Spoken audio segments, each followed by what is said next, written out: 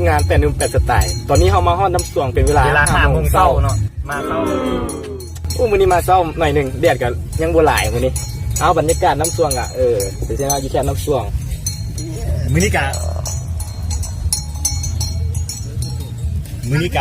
EP 2ที่รอคอยมาดุนนานเนาะกะจังได๋ก็ฝากติดตามกันเด้อเนาะกับพวกเราทีมงาน8 หนุ่มพาเที่ยว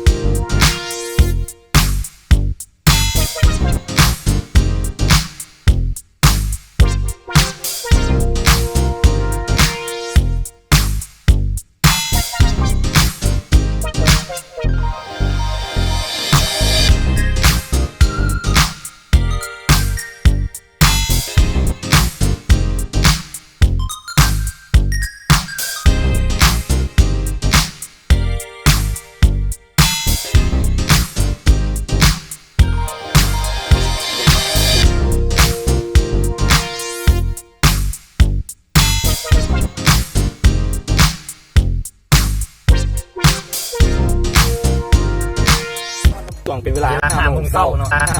โมงเช้าที่ไหนกันฝากติดตามกันเด้อกับพวกเราทีมงานเชื่อกู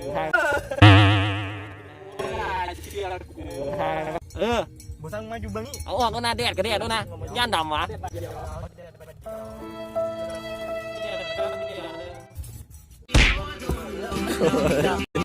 เมาปะเมาดิเขามาดิเขาซ้อมเมาเลยเป็นอย่างคือส่วนเป็นอย่างคือซ้อมเมาเป็นอย่างคือซ้อมเมาน้ำอ่ะน้ำเชื่อมไม่เอาไหมเอาไม่ดิเป็นอย่างคือเมาเป็นอย่างคือผมเมาเอาเกมมาซอฟปิ้งหมากเฮ้ยเกมมาซอฟปิ้งหมากขึ้นไปอุ่นห้านพวกเขาอยู่ด้วยห้านพวกเขามีซื้อว่า8 หนุ่มพาเที่ยวขายยังเขาขายลักๆแกนไข่ลูกโบแพงอยู่หน่วยละ200,000 กีบ 2,000 กีบไอ้หั่นรับพองบ่มีเมาเขาอาบน้ำแล้วสัวงานยินเดียตัวเนี้ยนะตัวเนี้ยก็ได้เงินตับตัดสุกผ่านไม่ได้รถตุ๊บอะไรเอาอีกตัวมึงดิดีมากเลยสัตว์ตามต่อต้องไปที่3อยากให้เข้าไปใส่คอมเมนต์ใต้คลิปเลยนะว่าไงวัยรุ่นจัดไป